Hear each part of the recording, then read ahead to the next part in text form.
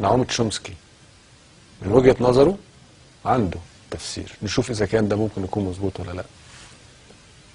Who addressed the hundreds of people who gathered to celebrate FAIR was the world-renowned political dissident and linguist Noam Chomsky.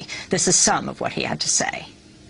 The U.S. and its allies will do anything they can to prevent authentic democracy in the Arab world. The reason is very simple.